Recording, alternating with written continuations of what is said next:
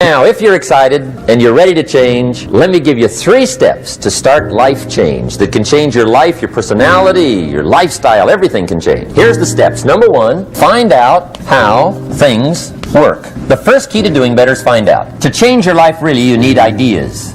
There isn't anything an idea can't change. And Schoaf taught me the major problem is lack of an idea, not a problem. At first, I didn't have any money. I said to Mr. Schoaf, I don't have any money. He said, that's not a problem. Now, see, up until then, I always thought it was. Right? I was confused. He said, no, the problem is lack of an idea on how to create money and wealth. It isn't lack of money, it's lack of ideas. So if you get the ideas, see, you can change anything. Now, to get ideas, you need a constant study of finding out.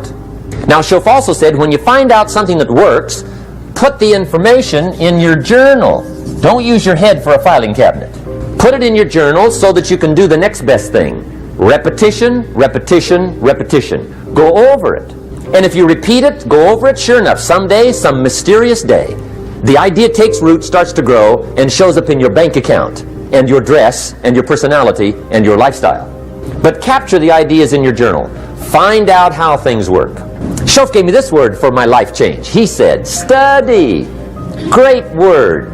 If you wish to be successful, study success. If you wish to be happy, study happiness. If you wish to be wealthy, study wealth. Don't leave it to chance. Make it a study. Some people just go through the day with their fingers crossed. See, that won't do it. You've got to study the things that can change your economic, social, spiritual, personal life. Now, here's a qualifying phrase. And we'll have several of these qualifying phrases throughout the seminar. Here's the first one. You may not be able to do all you find out. I understand that. You may not be able to do all you find out, but you should find out all you can do. See, you don't want to wind up at the end of your life and discover that you've lived only 1/10 of it. And the other 9/10 went down the drain. Not for lack of opportunity, for lack of information. So that's number 1, find out how things work. Now here's the best human virtue for finding out, curiosity. Make a note of that. Curiosity. Be curious.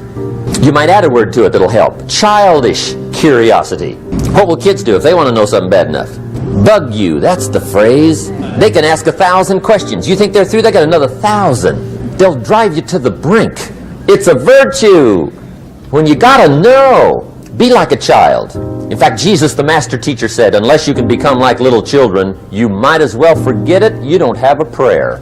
Excellent advice. You gotta be like children. 4 ways, in my opinion, to be like a child. Number 1 is curiosity, and number 2 is excitement. Get excited like a child over your ability to make yourself do anything for change. 3rd is faith.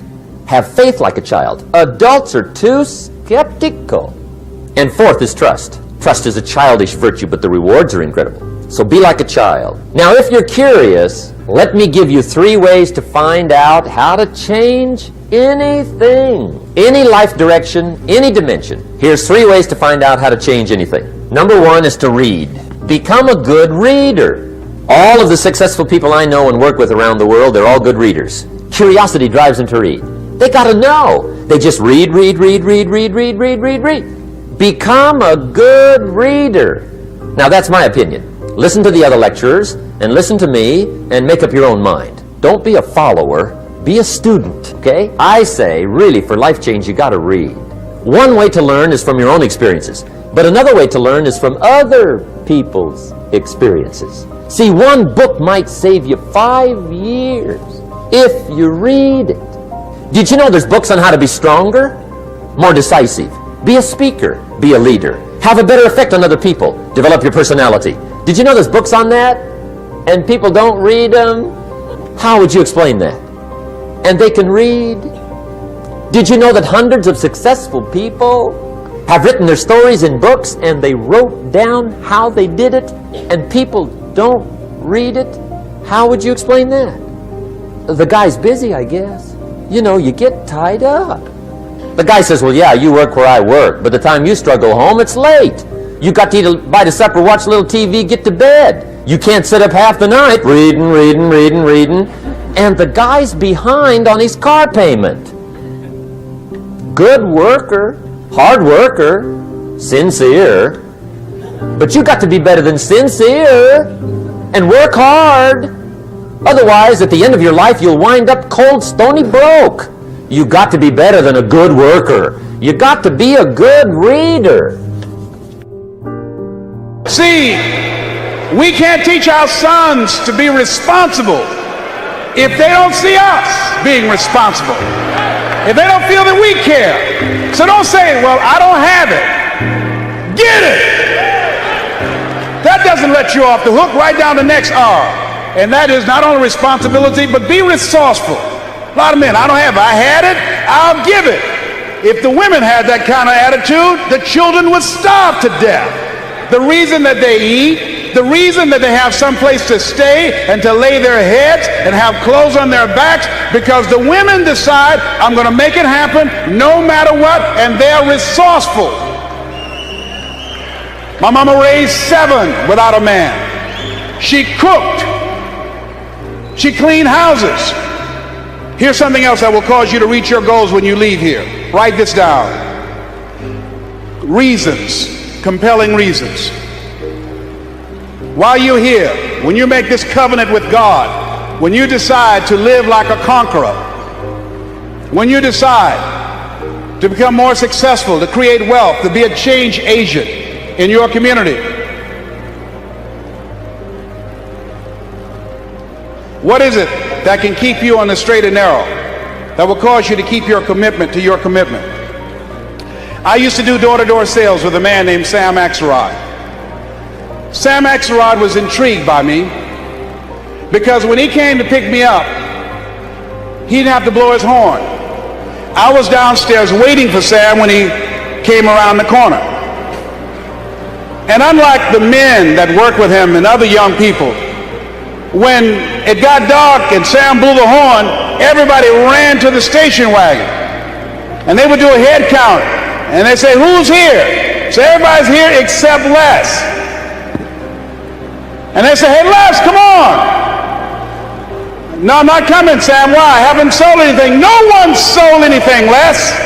It's a long run from Liberty City to Overtown. You got to pass the 20th Street Sharks and the 14th Street Gang. The jitneys will stop running soon. I can't stop, Sam, until I sell something. See, my reason for going door to door is different than everybody else. Most people out there are trying to make some extra money to party on the weekend, or to buy a new outfit or a new bicycle. The reason that I was working was to take care of my mama. The reason that I was working is because I was working on Miami Beach with my mother. And she was working for a family called the Swiderski family. And one day when I was outside raking the yard, I came in, and my mother was on the floor, on her knees, cleaning up some grease spots that Mrs. Swiderski had spilt some grease. My mother was 56 at the time. She adopted us when she was 40. And I came in, my mother had arthritis in her knees. And I could hear her moaning at different times when she moved on her knees on this hard linoleum floor. And I said, Mrs. Swiderski, can I do that for my mother and you can have her do something else? She said, if it's all right with Mamie. And my mother said, no, son, that's all right. I said, no, Mama, it's not all right. I don't want you on your knees, Mama. Please let me do it, baby. And I helped my mother up. And Mrs. Swiderski said, Mamie, go in the other room and find that hat I was looking for earlier. And my mother went in the other room, and I heard her clapping her hands. I said, Mama. She said, what, boy? I said, baby, why are you clapping your hands? She said, don't worry, just keep on doing what you're doing. Then after a while, Mrs. Swiderski said, maybe it's in the other room. Go look in there. Mama went in the other room, and sure enough, she started clapping her hands again, Bishop. I said, Mama, why are you clapping your hands? She said, didn't I tell you to pay attention to what you're doing? Then at that moment, Mrs. Swiderski came over. She said, I can tell you why she's clapping her hands. I said, why, ma'am? She said, because when I have domestic workers looking for something and they're out of my view, I make them clap their hands to make sure that they're not stealing. You ever ask yourself, dude, when are you going to make it? Do you ever suffer from this idea that you could do more than you're doing?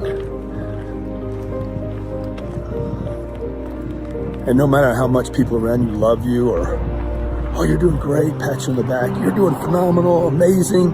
I've been told my whole life I was doing amazing. I remember I was 29 years old. I was the leading salesperson where I worked. I mean, I wasn't the best salesperson. I was the best salesperson by like 3 or 4 people. Breaking records, doing stuff that had never been done.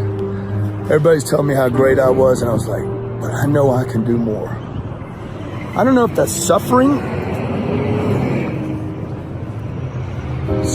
some kind of like mental disease, some kind of never satisfied with. I've heard all these people talk about, I remember the guy said, hey, your disappointments in life are equal to your expectations, suggesting that you not have expectations. And if you lower your expectations, then you won't have disappointments. I gotta tell you, man, I can't even make sense of that. I'm like, I have to have expectations of myself. I know I can do better. I know I can do more. So if me having big expectations of myself mean I'm gonna be disappointed from time to time, that's the way it's gotta be. I love this idea. I'm gonna give you a tremendous piece of advice that too many people that are ideological and don't actually play in the game push against, but I believe in it the most. You should go sharpen knives for 5 restaurants for free. For free, okay. Yep. Like I spoke for free for the first 13, no, I actually got paid for the first one because that's how it also, for 13 of the first 15 times I ever spoke, I spoke for free, including paying for my flights. It's one thing to do free work, it's another thing to do free work with heavy strategy. When I do free work, I try to think of 2 things. How much exposure is it? Like Tyler will tell you, sitting right here, one of the only times I still do free work is if it's massive exposure. There are 49,000 people in the audience. I'm like, it's a lot of exposure. You know, like it's live on, it's during the Super, like I'll pay somebody to put me in a Super Bowl commercial, right? Like when I get exposure, and that's where I'm at now. For you, when you pick these 5 restaurants, let it be the biggest restaurants in your 30-mile radius. Let it be the kindest. Let it be somebody who has the biggest Instagram following, and maybe like whether you never want to give with expectation, but it's okay to ask. You're like, hey, I'd love to sharpen your knives for free. And then like you get in there and the vibes are feeling good. Maybe you're like, hey, listen, like I hope you enjoyed it. Like, wouldn't mind to take a picture for my Instagram, which then makes them say, oh, we'll put you on our Instagram. Like, you can be thoughtful and do it the right way, but if nothing else, if you do it for free for 5 people, you've established that you do it. Word of mouth is a remarkably fascinating thing. Strategic free work is one of the great moves in our society. When you really get after something, listen to me, total immersion in something, you can become unbelievably proficient at it. That guy who's thinking about quitting, he's not totally immersed. Yeah. He's not totally in. Let me give you an example real quick. My dad's got cancer, you know that, Grant knows it. My dad has something called liposarcoma. I think Dad's okay with me saying that now.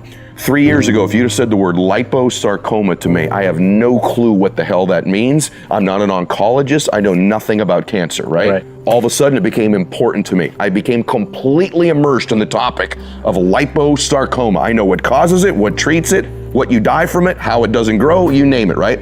I'm not a cancer doctor, but I know a ton about that topic because it became so freaking important to me. If you really want to win, you'll get unbelievable at getting people to believe you believe it. You will be loaded with certainty from product knowledge to belief to skills, and you will be completely immersed with, I believe, no B plan. No other plan, no nothing out, completely immersed in it. Aside from dunking a basketball or hitting a 100-mile-an-hour fastball, these are things that are limitations to human beings. But average, ordinary people every single day succeed in the business of persuading people. There is no limitation to you being able to do it except those things.